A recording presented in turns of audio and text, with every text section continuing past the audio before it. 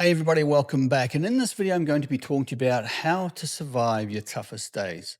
Look, before I start this video, please like and subscribe as it helps me out a ton and you'll be notified of any new content that I put out there.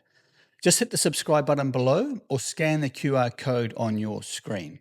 It's tough out there right now. It feels like negativity and chaos are reigning everywhere.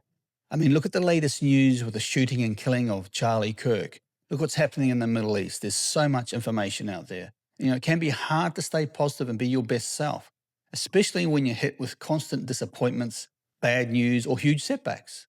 So, how do you get through these days without losing your mind or your momentum? How do you stay on top and not let the pressure of life get to you?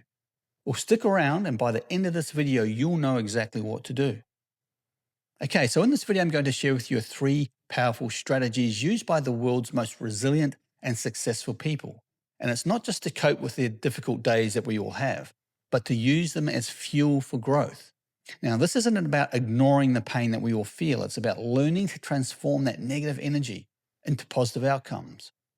First of all, we're going to learn about how to prepare our minds, then master our responses, and then actively create progress when we need it the most. Okay, so for the first point is the power of anticipation. And the first key isn't about preventing every bad thing that's going to happen, because you can't. The real skill is to anticipate the drama. Many of our biggest disappointments come from a lack of having anticipated the challenges in advance. Now, I'm not saying focus on these challenges because you start to attract what you focus on. But in the back of your mind, you must be ready for anything else that may eventuate. The world's greatest leaders are often described as being a little bit paranoid. And it's not in a negative way, but in a thoughtful way. They consider what might go wrong, which makes them more calmer and more prepared when it actually does. Imagine going into a big meeting, excited to share your new idea, and you plan everything you're going to say. But what if you don't anticipate that someone might call your idea stupid or silly? If you haven't thought about that, if you haven't thought about that possibility, it will start to rattle you. I know because I've been there. And it starts to throw you off completely. And by anticipating potential objections, you can have a plan and remain calm when they come up, and they will come up. And this applies to life as well. People are shocked when a relationship breaks up or gets messy, but they didn't anticipate that the other person would get selfish or get scared or start blaming them. Or they are shocked at their 90-year-old grandmother or grandfather passing away. Spoiler alert, it's called life. And the same goes for your health. It shouldn't be a surprise if you don't take care of your body that it's going to start falling apart. You'll start to feel stiff. You'll start to feel sore.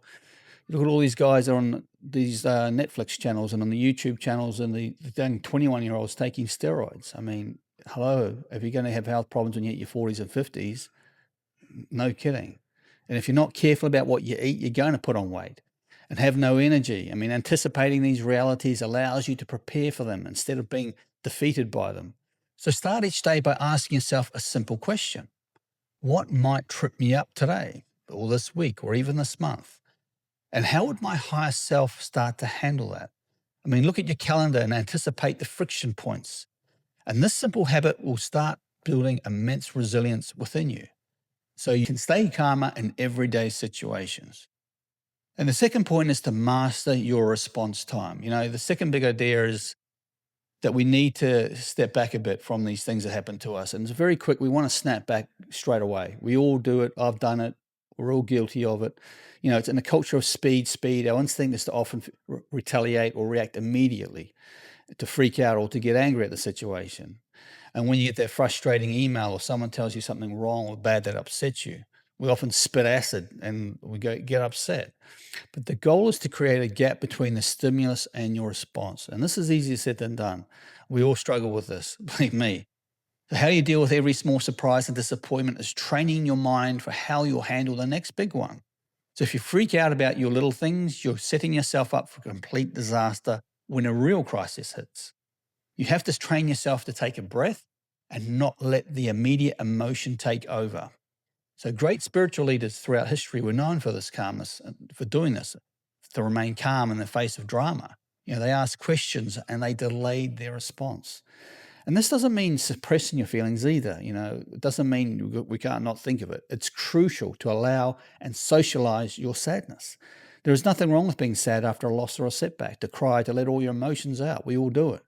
So give yourself permission to have a bad day. Just don't let it turn into a bad week or month or even year. And if you stop fighting the sadness and simply just allow it, you'll actually be healthier and you feel happier. And when you feel a negative emotion arise, stop it in its tracks. Take 2 or 3 deep breaths and do this before you act or you respond, or even before you speak. And don't be afraid to tell someone that you trust, look, I'm really upset about this. I'm really sad about what you said. The goal isn't for them to solve it. The goal is for you to share it. And sharing emotion doesn't diminish you. It makes you stronger and more connected. And the third point is to create progress on what matters. I mean, when you're down, the 2 words that will change everything for you are progress and perspective. Put it into perspective. Specifically, you need to create progress on the things that give you a sense of meaning and fulfillment. And momentum can shift your mindset.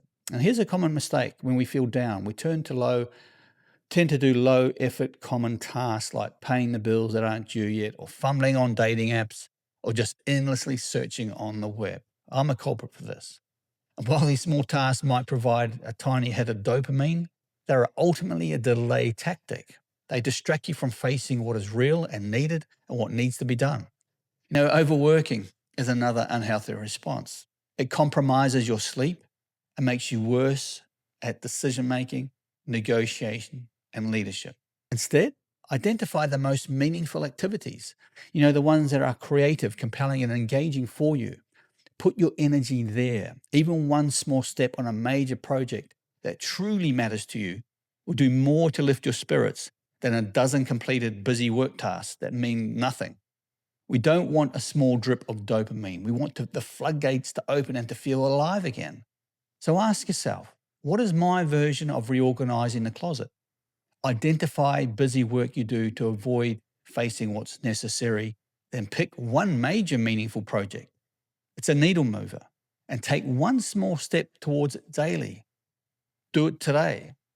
And this is how you create real progress. So remember, when you're facing those dark days, which you will, we all do, anticipate the drama, delay your response, and create progress on what truly matters to you.